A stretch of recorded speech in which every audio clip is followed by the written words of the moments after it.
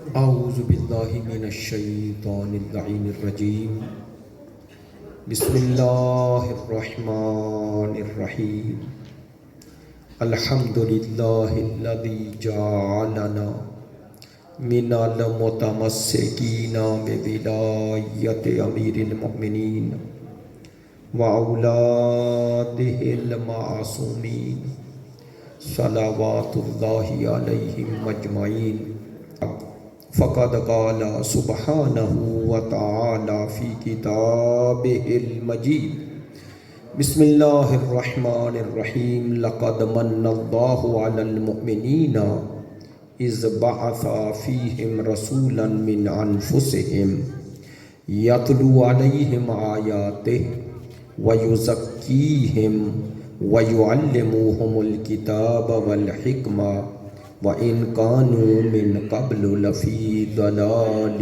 مُبِينٍ صدق اللہ العلی العظیم ان اللہ وملائکتہ یصلون علی النبی یا ایہا الذین آمنوا صلوا علیہ وسلموا تسلیما صلی محمد۔ ابتدائی محفل میں آپ تمام حاضرین کی خدمت عالیہ میں مناسبت اتنی عظیم ہے کہ اس مناسبت کے حوالے سے کسی خاطی کسی عاصی کا کچھ کہنا ایسے ہی ہے کہ جیسے زمین پہ بیٹھا ہوا عرش والوں کی بات کرے۔ خاکی جتنی بھی بات کرے اس میں خاک کا پہلو نمایاں رہتا ہے۔ فرش پر بیٹھا ہوا عرش والوں کی بات کیسے کرے گا؟ میں عرض کر رہا تھا کہ فرش والا عرش والے کی بات کرے تو اس میں فرش کا رنگ تو رہے گا نا، خاک پہ بیٹھا ہوا عرش نشینوں کی بات کیسے کر سکتا ہے؟ بڑا خوبصورت جملہ فرما رہے تھے کہ خداوند متعال نے اسی لیے سیرت پیغمبر کو بیان کرنے کے لیے اپنا کلام اتارا ہے۔ جس کی سیرت کو بیان کرنے والا متکلم خود خدا ہو، وَرَفَعْنَا لَكَ ذِكْرَكَ، اور وہ کہے ہم نے تیرا ذکر بلند کیا ہے۔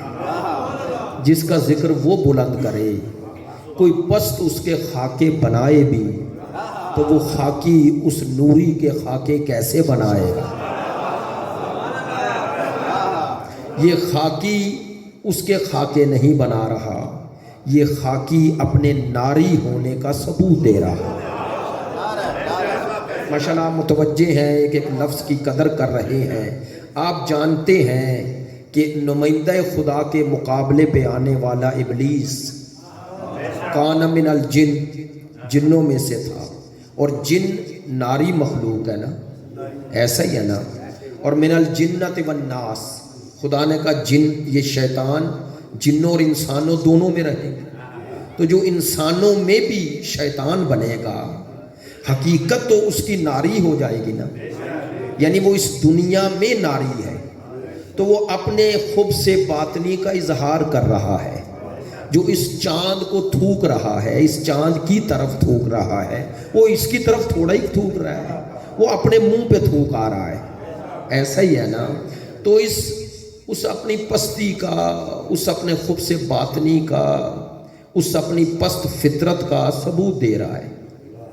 دیکھیں، پروردگار عالمین نے انسان کی فطرت میں کمال سے محبت رکھی ہے، کمال سے محبت رکھی ہے۔ میں کچھ جملے سن رہا تھا، بیٹھا ہوا تھا، آواز جا رہی تھی۔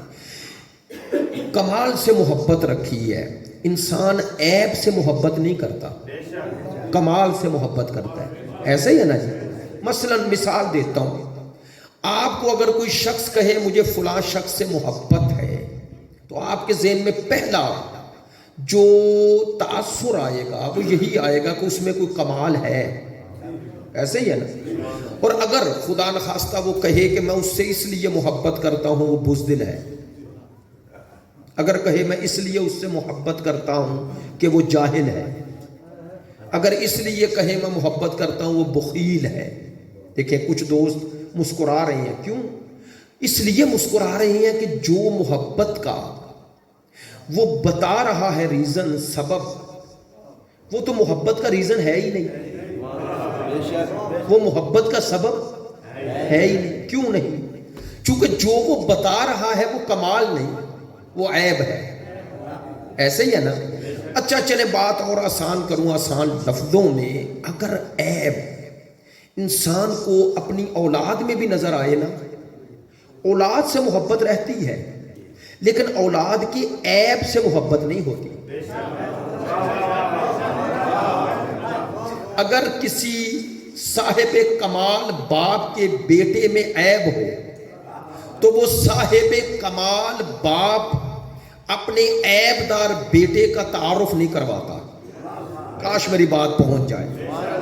مثلا اگر باپ عالم تھا تو علم کمال ہے نا، باپ عالم تھا، بیٹا بد کردار ہو گیا تو وہ مجمع میں آ کے کبھی نہیں کہتا یہ میرا بیٹا ہے۔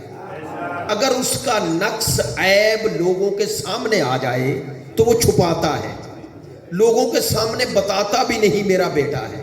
کیوں چھپا رہا ہے؟ کیوں چھپا رہا ہے؟ اس لیے کہ عیب دار ہے۔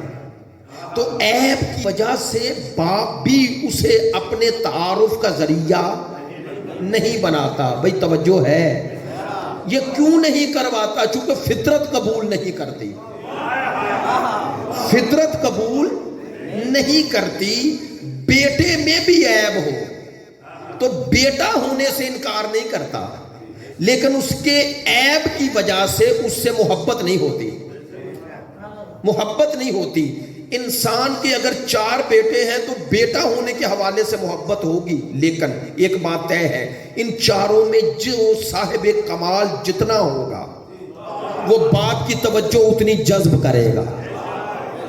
ایسا ہے یا نہیں؟ ہے نا؟ تو پتا چلا کہ انسان کی فطرت میں اللہ نے کمال سے محبت رکھی ہے، تو وہ اگر کمال کے منافی شے بیٹے میں بھی نظر آئے تو محبت نہیں ہوتی۔ بس بھائی میں دوبارہ جملہ نہیں دہراتا، پتا چلا عیب اگر اولاد میں بھی ہو تو اس عیب سے محبت نہیں ہوتی اور فطرت اسے قبول نہیں کرتی۔ اچھا یہ فطرت انسان میں کس نے رکھی؟ خدا نے۔ تو خدا نے میری اور آپ کی فطرت میں رکھ دیا نا کہ عیب دار سے محبت نہ کرنا۔ تو جس اللہ نے میری اور آپ کی فطرت میں رکھ دیا کہ عیب دار سے محبت نہ کرنا، وہ اگر کسی کی محبت کو مانگے، جو ہے جب اس نے میری اور آپ کی فطرت میں رکھ دیا ہے کہ عیب دار سے محبت نہ کرنا، جب وہ کسی کی محبت مانگے گا یا کسی کو اپنے تعارف کا ذریعہ بنائے گا تو وہ ہے بے عیب۔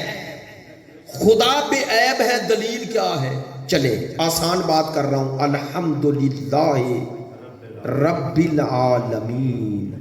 اس الحمدللہ رب العالمین کا ترجمہ ہم کیا کرتے ہیں؟ ماشاءاللہ یہ تمام کس لفظ کا معنی ہے؟ الف لام کا۔ اگر سب ایسے ہی ہے نا، الف لام کا معنی ہے تمام، تو تمام تعریفیں اللہ کے لیے۔ اچھا میں یہاں آیا، آپ نے کہا قبلہ آپ نے ایسا پڑھا، مثلا آغا مدنی آپ نے کہا بہت کمال کا پڑھ کے گئے، تو یہ کس کی تعریف کر رہے ہیں؟ آغا مدنی کی۔ تو پھر تمام تعریفیں اللہ کے لیے کیسے؟ آپ نے توجہ نہیں فرمائی۔ ادھر کہہ رہے ہیں آغا مدنی کی گفتگو اتنی بلند، اس طرح اس طرح اس طرح، تو یہ تعریف ان کی کر رہے ہیں نا، اور ادھر سے کہہ رہے ہیں الحمدللہ رب العالمین، تمام تعریفیں اللہ کی۔ وہ تمام کہاں گیا؟ ادھر تو کر رہے ہیں اور ادھر تمام بھی کہہ رہے ہیں کہ تمام کا معنی سب تعریفیں ہیں، تو آپ کا جواب یہ ہوگا، میں آپ کی زبان بھر رہا ہوں، آپ کا جواب یہ ہوگا کہ جی جو ان کی تعریف آپ کر رہے ہیں آغا مدنی کی یا کسی عالم کی، حقیقت میں یہ تعریف ان کی نہیں، حقیقت میں تعریف اس کی ہے جس نے انہیں یہ کمال دیا ہے۔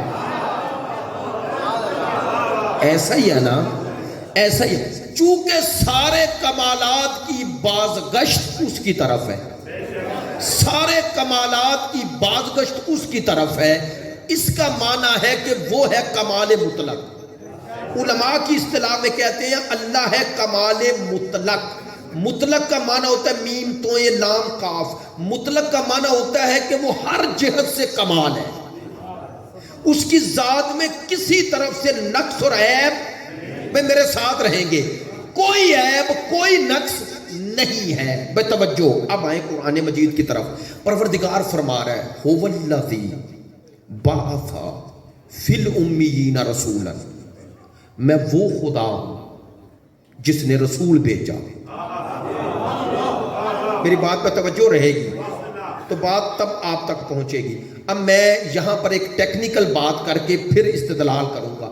هو الذی، یہ هو الذی کا ترجمہ ہے میں وہ خدا ہوں، میں وہ خدا ہوں۔ یہ لفظ وہ خدا ہوں علماء فرماتے ہیں جب الذی آ جائے نا اس کے بعد جو آتا ہے نا وہ الذی کی صفات بن جاتا ہے۔ آپ متوجہ ہو گئے ہیں؟ جو الذی کے بعد آتا ہے وہ ساری اس کی صفات بن جاتا ہے۔ چلے آسان کروں، اردو میں بھی ایسے ہی ہے۔ آپ نے جب کسی کی عظمت بہت زیادہ بیان کرنا ہوتی ہے نا اور اس کی عظمت کی وجہ سے اس کی بلندی کی وجہ سے اس کا نام نہیں لیتے تو آپ کہتے ہیں آپ جانتے ہیں یہ کون ہے؟ تو دوسرا پوچھتا ہے کون ہے؟ آپ کہتے ہیں یہ وہ ہیں۔ اب آپ یہ کہہ کر کے یہ وہ ہیں اور چپ ہو جائیں تو اسے کچھ سمجھ آئے گی؟ وہ انتظار میں ہے نا کہ یہ وہ ہیں تو کون ہے؟ میری بات پہ توجہ ہے؟ جب یہ کہیں گے نا کہ یہ وہ ہیں تو وہ انتظار میں ہے یہ کون ہے؟ بھائی توجہ نہیں ہوئی، اس لیے مجھے یہ جملہ کہنا پڑ رہا ہے۔ پروردگار اگر یہ کہہ کے خاموش ہو جاتا ہو والذی میں وہ ہوں، آئے ہائے، تو پوری انسانیت انتظار میں رہتی پروردگار تو کون ہے؟ اب پروردگار جواب دے رہا ہے ہو والذی میں وہ ہوں باسا جس نے یہ رسول بھیجا۔ اب سمجھو جسے تعارف کروانے والی ذات خدا ہو اور جسے اپنے تعارف کا ذریعہ بنائے وہ مصطفیٰ ہو، تو اگر جس کا تعارف کروایا جا رہا ہے وہ خدا بے عیب ہے، جس کے ذریعے تعارف کروایا جائے گا وہ بھی اس کی طرح بے عیب ہونا چاہیے۔ هو الذی بعث فی الامیین رسولا منہم، توجہ فرمائیں، میں وہ ہوں جس نے یہ رسول بھیجا۔ اچھا بھئی جو هو الذی یہاں کہا نا، یہ هو الذی کا تکرار قرآن میں جگہ جگہ آیا، توجہ رہے گی۔ جہاں اللہ نے اپنا کمال بتانا تھا نا هو الذی کہا، نہیں آپ کے ذہنوں میں آیتیں آ رہی هو الذی خلق الموت والحیات، میں وہ ہوں جس نے موت و حیات کو خلق کیا، تو خالق ہونا کمال ہے نا۔ میں وہ ہوں جس نے تمہیں رزق دیا، میں وہ ہوں هو الذی انزل علیک الکتاب، جس نے تم پر یہ کتاب بھیجی۔ توجہ ہے؟ یہ هو الذی هو الذی هو الذی اور یہی هو الذی مصطفیٰ کے لیے۔ اچھا چلے بات جو آغا نے کی وقت کی کمی کی وجہ سے اشارہ نہ فرما سکے، ایک جملہ میں بھی عرض کر دیتا ہوں، ایڈ کر دیتا ہوں اس میں۔ انہوں نے فرمایا نا کہ ذات مصطفیٰ اور کلام خدا کی حقیقت ایک ہے، واقعاً ایسا ہے، لیکن کیسے توجہ فرمائیں گے۔ یہ جو قرآن ہے ہمارے پاس، انہوں نے جلدی میں ایک لفظ فرمایا مکتوبی شکل میں ہے، یعنی لکھا ہوا ہے، ایسا ہی ہے نا، یہ اوراق پہ لکھا ہوا ہے نا، تو بول کے بتائیے گا یہ اوراق پہ جو مکتوبی شکل میں آیا یہ تب ہی آیا نا جب سرکار کی زبان سے ادا ہوا۔ تو آخری مرحلہ اس کا کتابی شکل، سبحان اللہ. اس سے پہلا مرحلہ لفظی شکل، ملفوظی. یہ مکتوبی سرکار کی زبان سے نکلنے والا ملفوظی.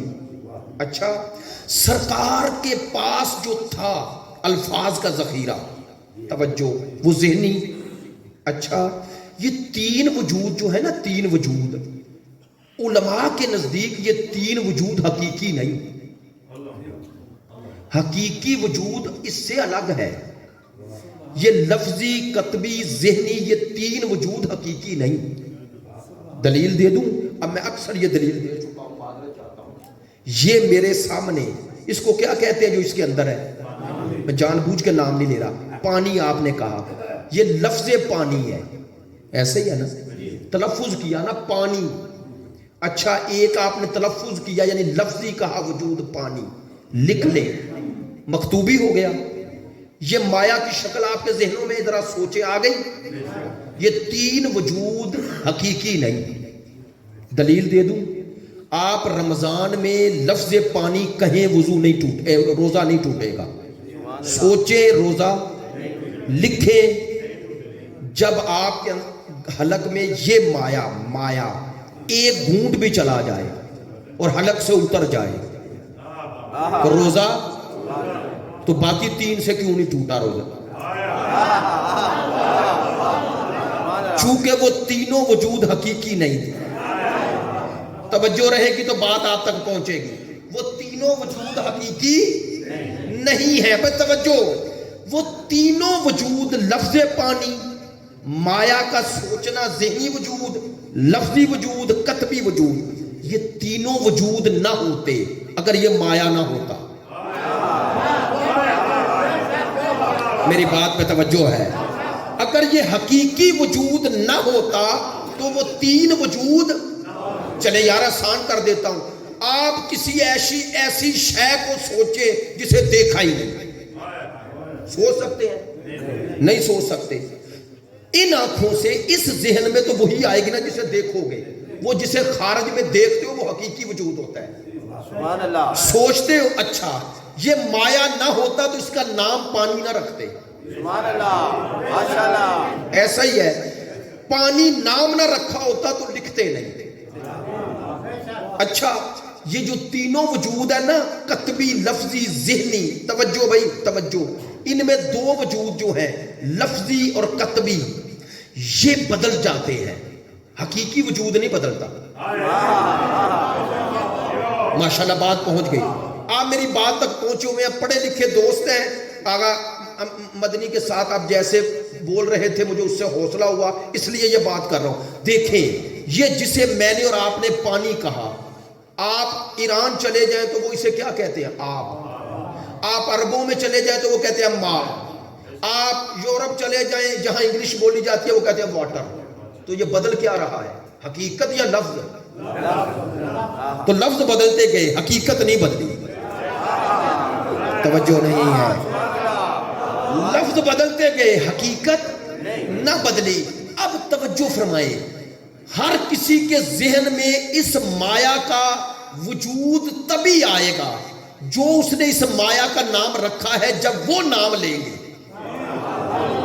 مثلا آپ یورپ میں جا کے اونچی اونچی آواز میں کہیں پانی پانی، کسی کے ذہن میں مایا نہیں آئے گا.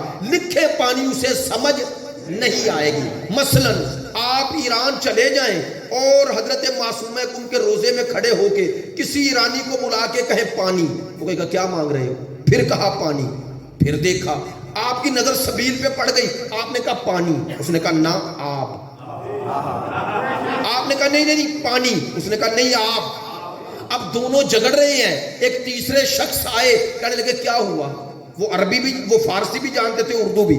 آپ نے کہا میں کہہ رہا ہوں پانی، یہ کہہ رہا ہے آب. اب آپ کیا کہیں گے؟ آپ کہیں گے آپ دونوں ٹھیک ہو.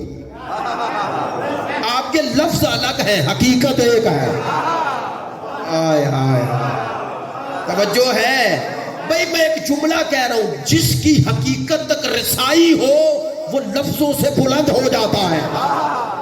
کاش بات پہنچ جائے، بات پہنچ جائے بھائی. اسی لیے جو اللہ کا بنایا ہوتا ہے وہ ہر لفظ اور ہر زبان کو جانتا ہے، چونکہ لفظ تو یہاں کے ہیں، اس کی حقیقت تک رسائی ہے۔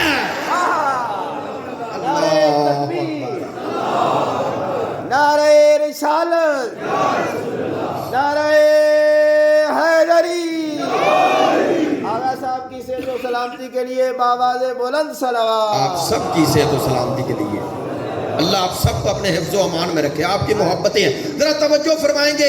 میں نے جو بات کہی اس کا نتیجہ آپ کو بڑا خوبصورت عرض کر رہا ہوں۔ سبحان تو اللہ۔ عرض کیا ہر شے کے 4 وجود ثابت ہو گئے، حقیقی، ذہنی، لفظی، قطبی۔ بھئی بتائیں جب ہر شے کے 4 وجود ہیں تو قرآن کے بھی ہوں گے یا نہیں؟ ہے نا؟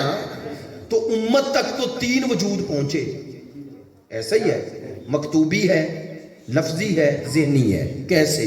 لفظی جب سرکار نے لفظ ادا کیے امت نے سنے تو جو سرکار کے الفاظ ذہن میں لوگ لا رہے تھے وہ ذہنی وجود تھا نا۔ سبحان اللہ۔ جب اسے لکھا تو قطبی وجود بن گیا، جب خود پڑھا تو لفظی بن گیا۔ ایسا ہی ہے نا، امت کے پاس لفظی وجود، ذہنی وجود اور قطبی وجود۔ اب بتاؤ حقیقی وجود کہاں ہے؟ میری بات پہ توجہ ہوگی تو بات سمجھ میں آئے گی۔ لو یار ایک جملہ اور کہہ کے پھر اپنا اصل مطلب بیان کرتا ہوں تاکہ اس میں وزن بھی پیدا ہو جائے اور حقیقت اور واضح ہو جائے۔ مجھے اور آپ کو اگر پیاس لگ جائے، تشنگی ہو، 10 دفعہ بھی کہو نا پانی پانی پانی، پیاس نہیں بجھے گی، تشنگی ختم۔ لکھو پانی، تشنگی ختم۔ لیکن اگر ایک گھونٹ مایا پی لو، پتا چلا جب حقیقت وجود کا حصہ بنے۔ آئے ہائے بھائی دیکھیں، یہ تشنگی پیاس جب مجھے اور آپ کو محسوس ہوتی ہے تو جسم میں ایک کیفیت پیدا ہوتی ہے۔ پورا وجود احساس پیاس کا کرتا ہے یا نہیں؟ کرتا ہے نا۔ جب وہ مایا الگ تھا، پیاس الگ تھی، اسی لیے اسے طلب کر رہا تھا۔ جب آپ نے وہ مایا لیا، پی لیا، اب وہ وجود کا حصہ بن گیا نا۔ اب الگ کر کے دکھاؤ، ہو سکتا ہے الگ؟ نہیں نا۔ یہ معنی تھا آغا مدنی کا کہ قرآن اور مصطفیٰ دو نہیں ہیں، قلب مصطفیٰ پہ اللہ نے حقیقت قرآن اتارا۔ اب مصطفیٰ اور قرآن ایک ہے۔ توجہ ہو گئی؟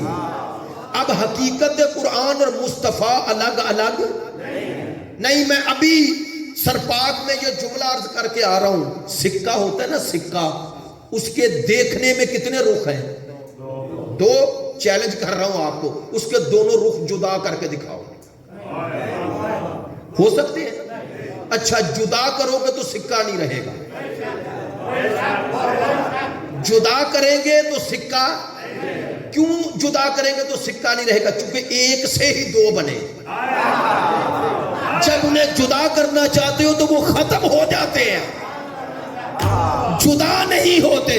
مصطفیٰ اور قرآن ایسے ہیں، انہیں الگ کرو گے تو یہ الگ نہیں ہوں گے، تم دونوں سے الگ ہو جاؤ گے۔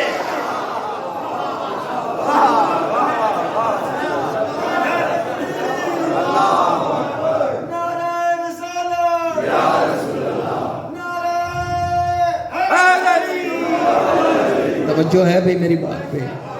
اور سنیں یہ جو میں نے عرض کیا کہ یہ قلب مصطفیٰ پہ، اب اس کی دلیل قرآن سے دے دوں۔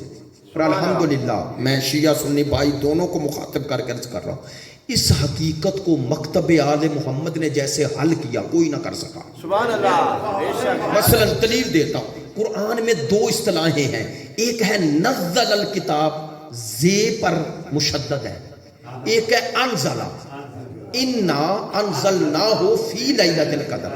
جائیں عربی میں دیکھ لیں، نزلہ اور انزلہ کا معنی ایک نہیں۔ نزلہ میں تدریج ہوتا ہے، سٹیپ بائی سٹیپ، انزلہ میں تدریج نہیں ہوتا، دفعتاً ہوتا ہے۔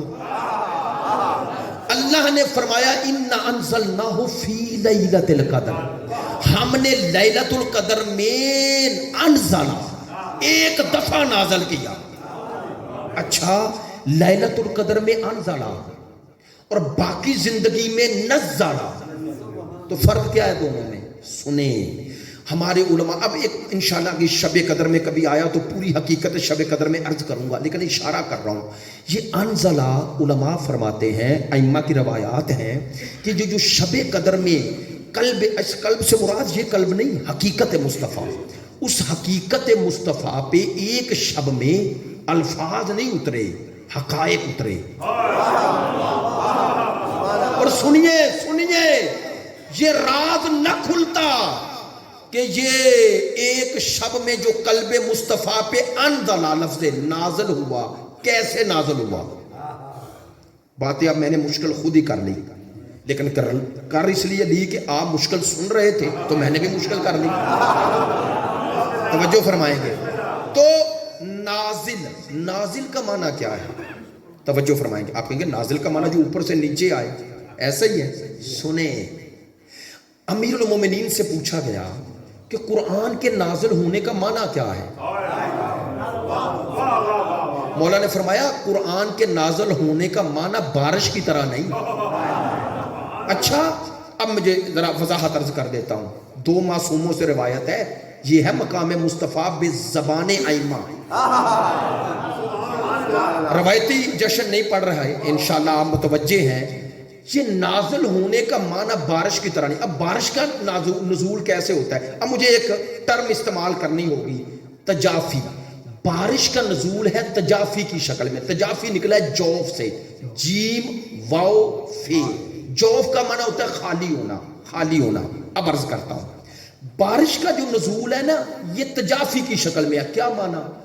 بارش آپ جانتے ہیں بخارات ہیں، گیسز ہیں نا جو اڑ رہے ہیں، خاص جگہ پہ پہنچ کے وہ گیسیں آپس میں جمع ہو کر مایا کی شکل میں زمین پہ برستی ہیں. ایسا ہی ہے، آسان لفظوں میں بات کی ہے. اچھا، وہ گیسز جب تک اڑ رہی ہیں زمین پر ہے بولیں، جب وہ مایا بن کر زمین پر قطرہ گرے گا تو وہاں رہ گئی نہیں. یہ ہے معنی تجافی کا کہ وہاں ہے تو یہاں نہیں، یہاں ہے تو وہاں نہیں. توجہ بھائی، توجہ میری بات پہ. الحمدللہ ہم متوجہ ہیں. توجہ رہے گی تو بات آپ تک پہنچے گی. اور عظمت سرکار اس حوالے سے آل محمد کی نظر میں کیا ہے؟ مولا کائنات فرماتے ہیں یہ جو قرآن کا نزول ہے یہ عظمت سید الانبیاء کی سب سے بڑی دلیل ہے. بھئی سننا، یہ قرآن مولا کائنات فرماتے ہیں تجافی کی شکل میں نازل نہیں ہوا، یعنی ایسے نازل نہیں ہوا جیسے بارش ہوتی ہے. کیا معنی؟ مولا سے پوچھا گیا پھر قرآن قلب مصطفیٰ پہ نازل ہوا کیسے؟ فرماتے ہیں اللہ کے نزول 2 شکل میں ہے، ایک تجافی کی شکل میں، ایک تجلی کی شکل میں. ماشاءاللہ، جزاک اللہ. ایک تجافی کی شکل میں، ایک تجلی کی شکل میں. پوچھنے والے نے پوچھا مولا تجافی کا معنی تو آپ نے سمجھایا کہ بارش کا قطرہ وہاں ہے تو یہاں نہیں، یہاں آ گیا تو وہاں نہ رہا. تجلی کسے کہتے ہیں؟ مولا نے فرمایا تمہیں پتا نہیں، تجلی جہاں سے چلتی ہے ایک سرا وہاں رہتا ہے، اگر وہاں سرا نہ رہے تو تجلی کیسی؟ فرمایا یہ قرآن ہے تجلی کی شکل میں، یوں ہے. یعنی کیا معنی؟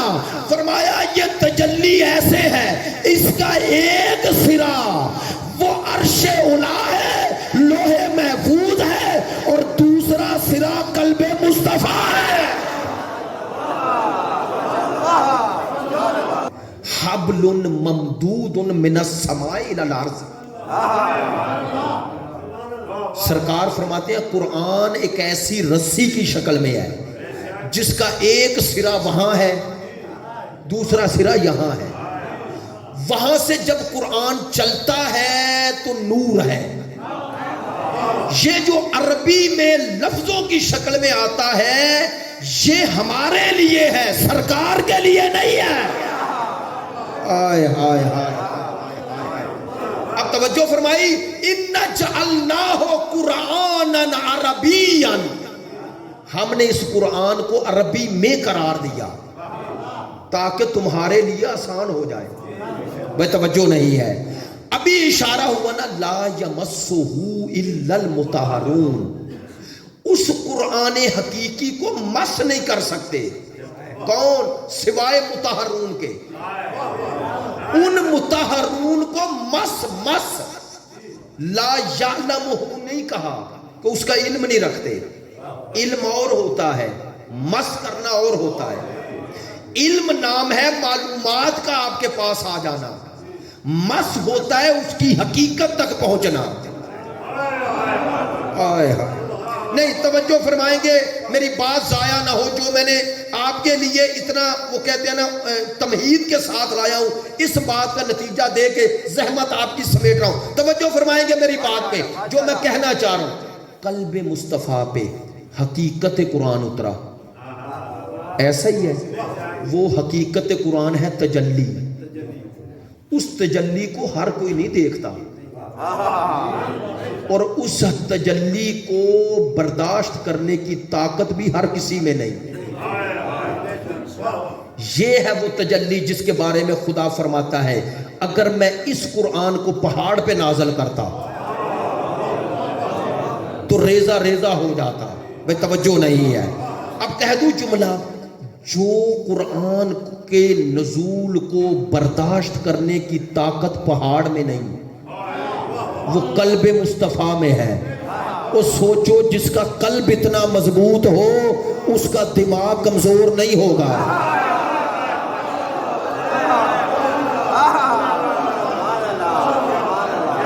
جس مصطفیٰ کا قلب اتنا مضبوط ہو.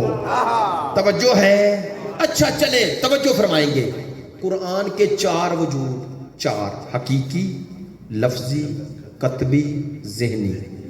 امت کو سرکار نے 3 وجود عطا کیے. اچھا یا رسول اللہ وہ حقیقی وجود ساتھ لے جائیں گے؟ فرمایا اگر حقیقت لے جاؤں تو لفظوں کا فائدہ کیا؟ یا رسول اللہ وہ حقیقی وجود کنہیں دیں گے؟ کہا جن کا باطن مجھ جیسا ہوگا. یا رسول اللہ آپ جیسا باطن کن کا ہے؟ فرمایا اس کا معنی تمہیں سناؤں گا نہیں، تمہیں مباہلہ میں لے جا کر دکھا دوں گا.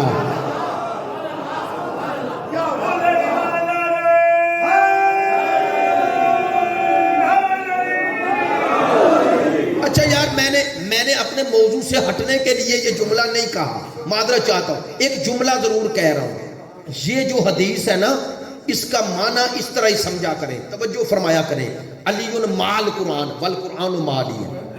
قرآن علی کے ساتھ اور علی، یہ جو معیت ہے نا قرآن کے ساتھ علی کی اور علی کی قرآن کے ساتھ، یہ مکتوبی قرآن کی معیت نہیں. یہ قرآن تو میرے اور آپ کے پاس بھی ہے، لیکن فرق ہے میرے اور آپ کے پاس ہے، علی کے ساتھ ہے. ان کے پاس نہیں، ان کے ساتھ ہے. میرے اور آپ کے پاس الفاظ قرآن ہیں، میرے اور آپ کے پاس مکتوبی قرآن ہے. علی اور اولاد علی کے پاس حقیقت قرآن ہے. توجہ ہے، ان کے پاس حقیقت قرآن ہے. قلب مصطفیٰ پہ یہ حقیقت قرآن نازل ہوئی. اسی لیے سرکار مجسم قرآن ہے، مجسم قرآن ہے. حضرت ام المومنین حضرت عائشہ سے پوچھا گیا اخلاق پیغمبر بیان فرمائیں. فرمایا اخلاق خلقہ قرآن. کہ سرکار کے اخلاق کے بارے میں مجھ سے کیا پوچھ رہے ہو؟ قرآن پڑھو.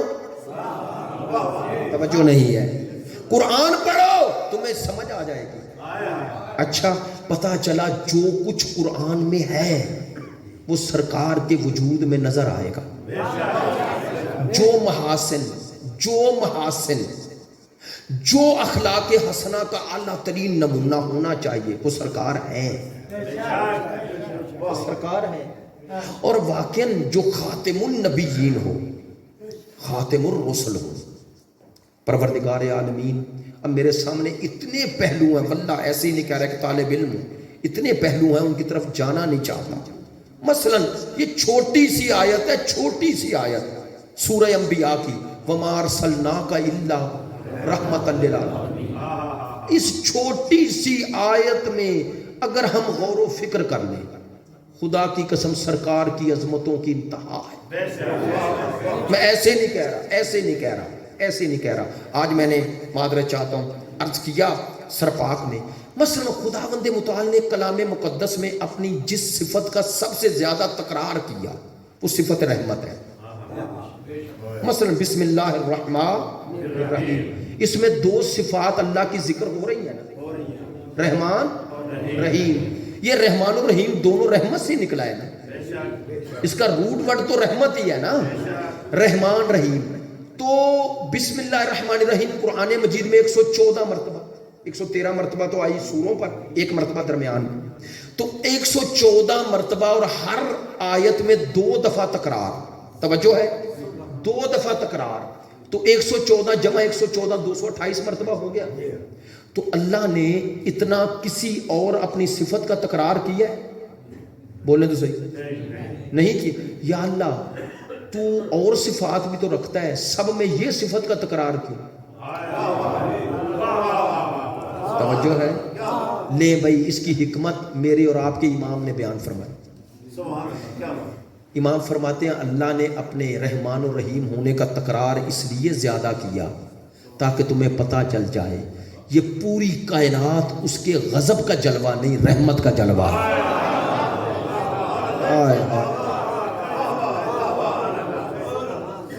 میرے اور آپ کے چوتھے امام فرماتے ہیں اے وہ ذات جس کی رحمت اس کے غضب پر ہمیشہ غالب رہتی ہے۔ یار میری بات میں توجہ ہے، توجہ ہے؟ نہیں، اللہ نے ہمیں خلق کیوں کیا؟ اس لیے کہ ہم سے ناراض ہیں؟ ماشاءاللہ راضی ہے نا، تو راضی ہونا رحمت ہے، توجہ نہیں ہے۔ بس پتا چلا خلق کرنا اس لیے ضروری ہے کہ وہ رحمان ہے، میری بات نہیں پہنچ رہی ہے۔ وہ خالق اس لیے ہے کہ رحمان ہے، خلق اس لیے کرتا ہے کہ خلق کرنا رحمت ہے، فضل ہے نا، رحمت ہے۔ اچھا بندے گناہ کرتے ہیں، گناہ کرتے ہیں، وہ خود کہتا ہے گناہ کیا توبہ کر لو۔ اچھا گناہ کر کے کس کی نافرمانی کی؟ اور توبہ کا کون کہہ رہا ہے؟ اللہ ہی کہہ رہا ہے۔ توبہ کے نتیجے میں توبہ قبول بھی کر لیتا ہے، اور توبہ قبول کرنے کا معنی کیا ہے؟ کہ گناہ معاف، صرف گناہ معاف نہ، وہ اگر توبہ حقیقی ہے تو ان گناہوں کے بدلے اتنی نیکیاں۔ اب اس کا معنی یہ نہیں کہ میں آپ کو جری کر رہا ہوں کہ گناہ کرو توبہ کر لو۔ پتہ ہے توبہ کا معنی کیا ہے؟ معصوم سے پوچھا گیا توبہ کا معنی کیا ہے، فرماتے ہیں توبہ کا ادنا سا معنی یہ ہے کہ اس گناہ کے بارے میں دوبارہ نہ سوچو۔ نہیں توجہ ہو گئی؟ توبہ کا معنی یہ ہے کہ گناہ دوبارہ تکرار نہ کرو۔ یہ معنی نہیں کہ اس قصد سے گناہ کرو کہ توبہ کر لوں گا۔ میں نے اکثر کہا ہے گناہ ہو جانا الگ ہے، کرنا الگ ہے۔ نہیں توجہ ہو رہی؟ گناہ ہونا بھول ہے، گناہ پہ تکرار یہ بھول نہیں، یہ بغاوت ہے۔ اللہ کو گناہگاروں سے نفرت نہیں، باغیوں سے نفرت ہے۔ میری بات نہیں پہنچ رہی ہے؟ خدا کو گناہگاروں سے نفرت نہیں، باغیوں سے نفرت ہے۔ باغی کون ہے؟ جو گناہ پہ اصرار کرے، تکرار کرے۔ معذرت چاہتا ہوں، نہ صرف گناہوں پہ تکرار اور اصرار کرے بلکہ دوسروں کو گناہوں کے بارے میں اکسائے، اس کا کیا مقام ہوگا؟ بھائی جو ممبر پہ آ کے اور زیر ممبر کہ اللہ کو ہماری نمازوں کی کیا ضرورت، تو اللہ کو تیری کیا ضرورت ہے؟ نہیں توجہ فرما رہے؟ بھائی اللہ کو تیری کیا ضرورت تھی؟ تو سمجھ رہے اللہ کو نے نماز کے لیے کہا تو اللہ کو فائدہ ہے؟ یہی تیری بندہ نہ ہونے کا ثبوت ہے۔ اس نے مانگا ہے تو چوں چرا نہ کر، اگر بندہ ہے تو بندگی کر کے بتا تو جو کہے گا وہ کروں گا۔ میری بات پہ توجہ نہیں ہے؟ بھئی تو کہہ رہے اسے بندگی کی ضرورت کیا ہے، اور جس کے لیے اس نے کائنات بنائی اس کا تعارف ہی بے عبد ہی کہہ کے کروا رہا ہے۔ کاش میری بات پہنچ جائے۔ معراج کا ذکر ہو رہا تھا نا، سبحان اللہ ذی اسرا. یار توجہ نہیں فرمائی، اس سے بڑا تو جملہ ہی نہیں تھا میرے پاس. اور آپ سب ماشاءاللہ، واللہ میں خوش آمد نہیں کر رہا، آپ سب خود پہنچے ہیں ان جملوں کی حقیقت تک. سبحان اللہ ذی اسرا، بے نبی ہی کیوں نہیں، بے رسول ہی کیوں نہیں توجہ فرمائی، بے خاتم ہی کیوں نہیں. نہ نبی ہی کہا، نہ رسول ہی کہا، نہ خاتم النبیین کہا. کیا کہا؟ بے عبد ہی. تو بتایا جس کی بندگی اتنی بلند ہو اس کی رسالت کتنی بلند ہو. اچھا چلے نماز میں آگے، نماز میں اشہد ان محمد ورسول، پہلے عبد ہو پھر رسول.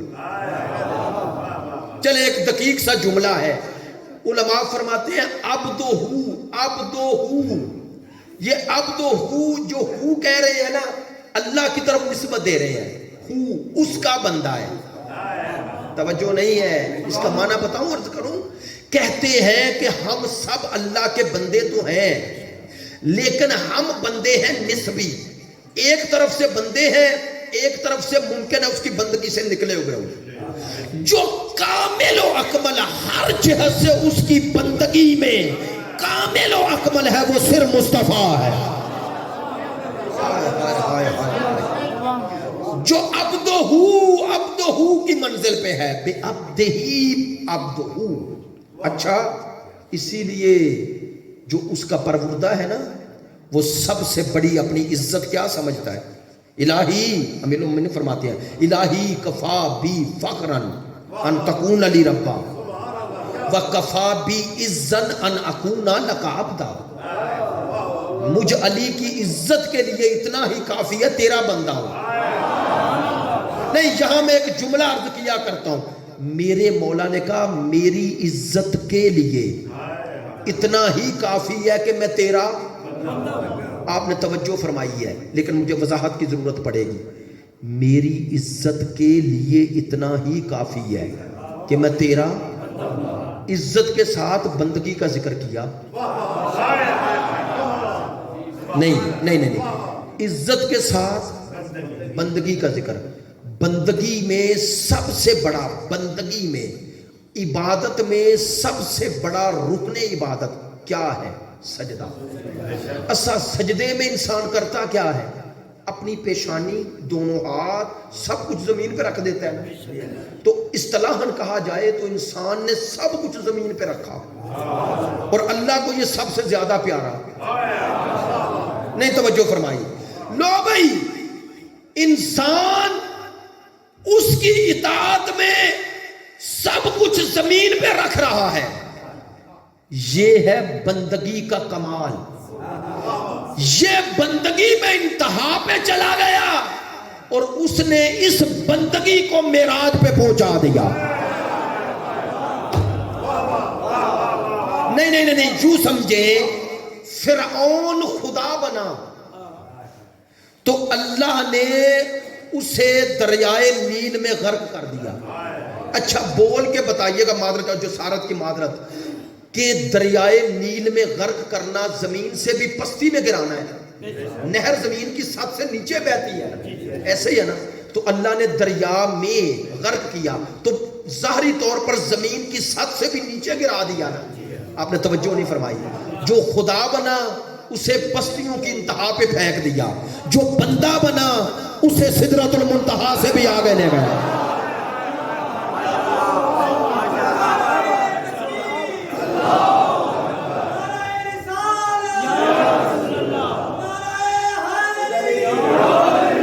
توجہ ہے. اللہ صلی علی محمد و آل محمد وعجل فرج. توجہ ہے میری بات. بس میں نے آپ کی زحمت سمیٹ لی. آپ نے ظاہر ہے 2 امام ابا اقبا والے دونوں 1 گھنٹہ پڑھیں اور وہ بھی جشن ہو. یہ تو آپ کا ہی حوصلہ ہے کہ آج کل تو جشن کا معنی ہی کچھ اور ہے نا. جشن تو وہ ہوتا ہے جس میں آدھا ہم پڑھیں آدھا آپ پڑھیں. یہاں تو پورا ہمیں پڑھنا پڑا ہے. نہیں توجہ ہے آپ کی. الحمدللہ.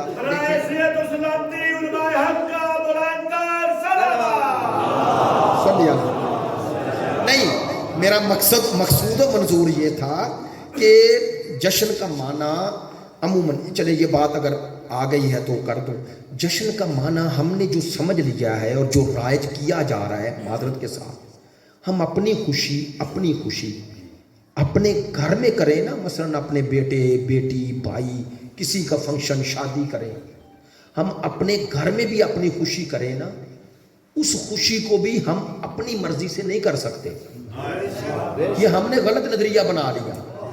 لَقَدْ كَانَ لَكُمْ فِي رَسُولِ اللَّهِ أُسْوَةٌ حَسَنَةٌ. ہمیں دیکھنا پڑے گا سرکار نے کیسے کی. ایسے ہی ہے نا؟ توجہ فرمائیں گے میری بات پہ. بھئی میں اپنے گھر میں وہ خوشی کروں نا جو میرے بیٹے کی ہے، میرے بھائی کی ہے، آپ کے بھائی اور بیٹے کی ہے، وہ بھی آپ اپنی مرضی سے نہیں کر سکتے. ویسے کرو گے جیسے سرکار نے چاہا.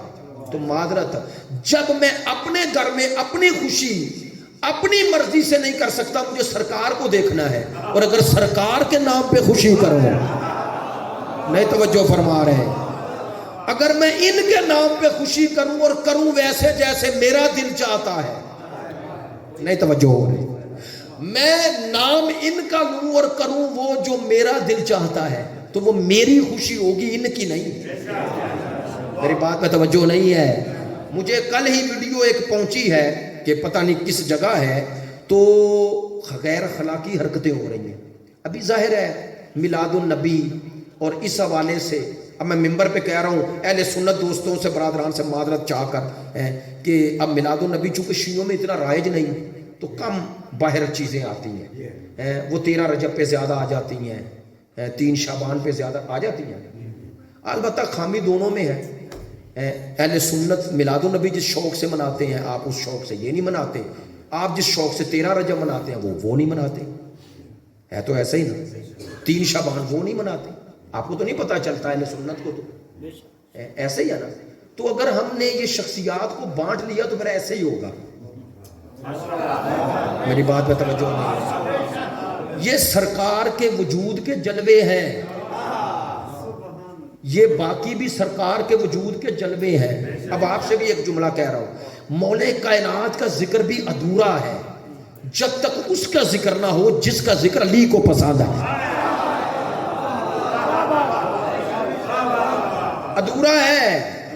ادھورا ہے. دیکھو آپ پڑھتے ہو نا، حسین و منی و انا من حسین، تو پہلے کیا ہے؟ حسین و منی. اگر حسین و منی نہ ہوتا تو وہ انا من حسین ہوتا؟ بولے نا. تو پہلے حسین و منی ہے نا، تو جس سے حسین ہے پہلے اس کا ذکر تو ویسا کرو کہ لوگوں کو پتا چلے کہ 3 شعبان والے کا ذکر آج ہو رہا ہے. نہیں میں جملہ بدل دوں، 17 ربیع الاول کو ویسے مناؤ کہ دنیا پوچھے کس کا ذکر ہے، کہو حسین کا. میری بات نہیں پہنچی. اور 3 شعبان کو جب جشن مناؤ دنیا پوچھے کس کا ذکر ہے تو کہو مصطفیٰ کا. میری بات پہ توجہ ہے. جب تک یہ ذکر اس طرح رائج نہ ہو فائدہ کیا؟ نہیں ہو سکا معذرت کے ساتھ نہیں ہو سکا. کیوں ایسا ہے؟ چونکہ منبر سے اس طرح ترویج و تبلیغ نہ ہوئی. اب میں بتاؤں، ایک جملے میں عرض کروں، امیر المومنین کا مقام و مرتبہ و منزلت ہمارے ممبروں سے بیان ہوتی ہے نا. لو جس ذاکر، جس خطیب، جس عالم سے آؤ اور پوچھو کہ امیر المومنین نے اپنی زندگی میں یہ دعویٰ کیا نا، جو جی میں آئے پوچھو کیا تھا.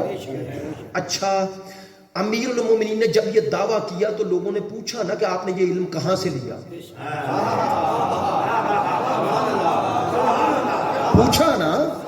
مولا نے چھپایا؟ اچھا کیا بتایا؟ ہاذا ما زکانی رسول اللہ زکن زکا، یہ علم مجھے مصطفیٰ نے ایسے دیا ہے جیسے فاختہ بچے کو دانا دے دیا.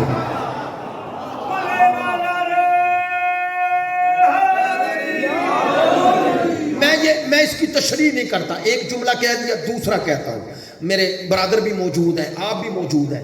امیر المومنین سے دوسرا سوال کر لیا، کرنے والے نے کتنا دیا؟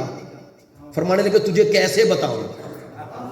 چونکہ اگر علم دینے والی ذات ہو مصطفیٰ جیسی اور لینے والی ہو مرتضیٰ جیسی، نہیں توجہ فرما رہے ہیں۔ دیکھیں میں بات کر رہا ہوں نا، میں ممبر پہ کہہ رہا ہوں معذرت کے ساتھ بات کر رہا ہوں نا، میں آپ کے وہ کہتے ہیں نا قابلیت، ظرفیت، رسپانس دیکھ کے بات کروں گا، ایسا ہی ہے۔ اگر آپ رسپانس نہیں دیں گے، آپ اس طرح قابلیت نہیں دکھائیں گے تو رک جاؤں گا نا، تو پتا چلا قابل، میں تو طالب علم ہوں، قابل سے قابل استاد بھی ہوں تو شاگرد کو دیکھ کے ہی دیتا ہے،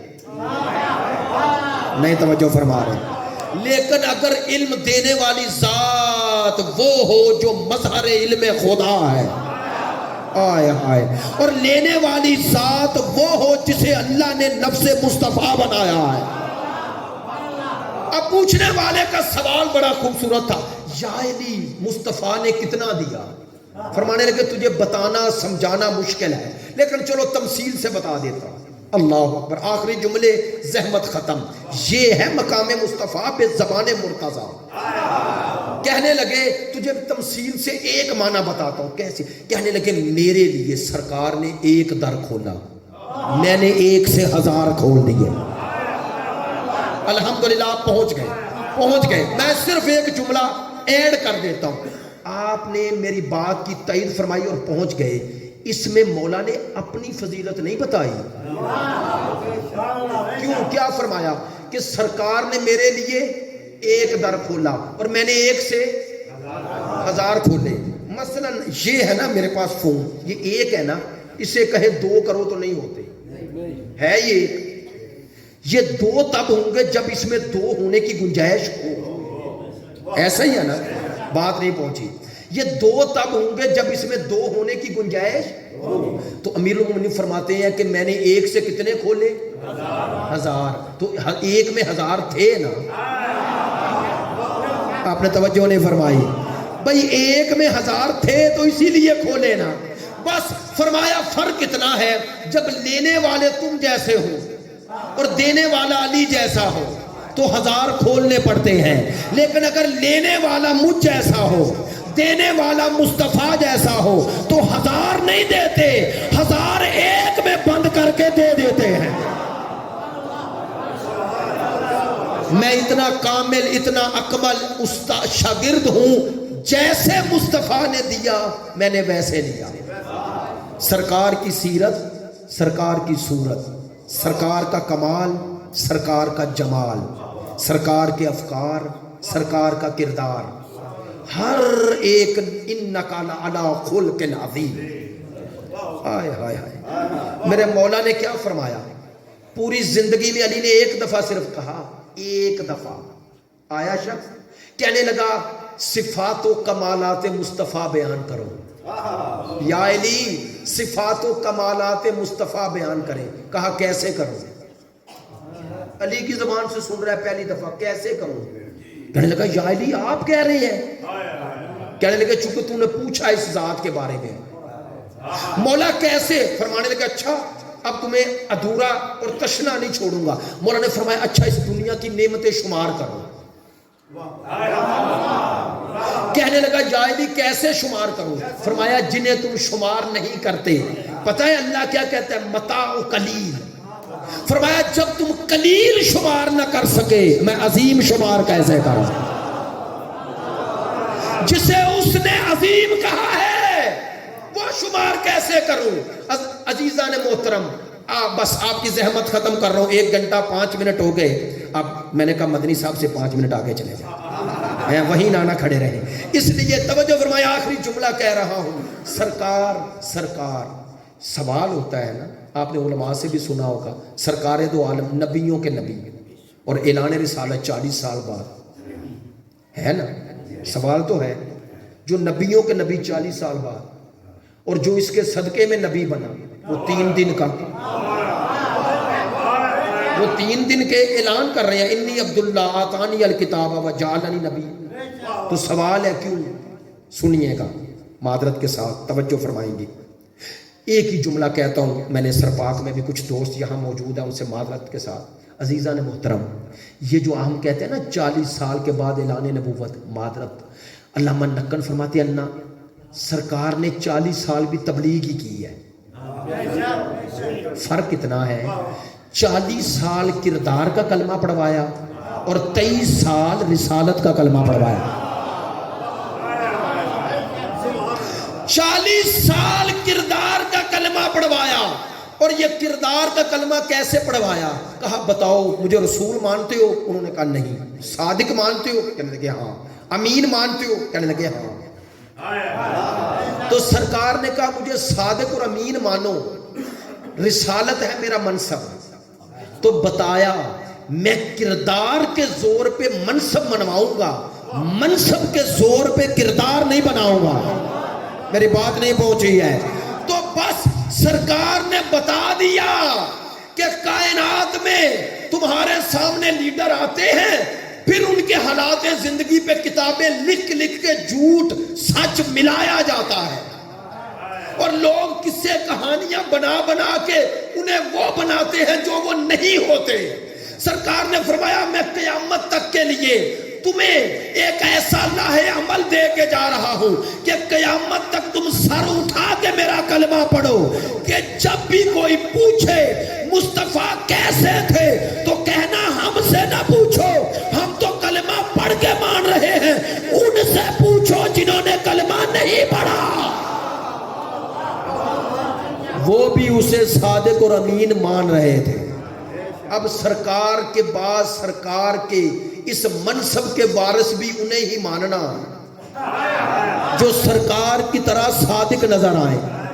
بس فرق اتنا ہے اللہ نے پہلے محمد کو بھی صادق بنایا اور اس محمد کے دین کو بچانے والے کو بھی صادق بنایا۔ دنیا کو ایک صادق نہیں ملتا، تمہیں صادقین ایک دن میں مل رہے ہیں۔ خداوند متعال ہمیں اس دنیا اور اس دنیا میں ان سچوں کا حقیقی پیروکار بنائے۔ اس کائنات میں سرکار دو عالم کی اطاعت، محبت اور معرفت، اور ان کی آل کی اطاعت، محبت اور معرفت، اور اس دنیا میں ان کی شفاعت سے بہرہ ور فرمائے۔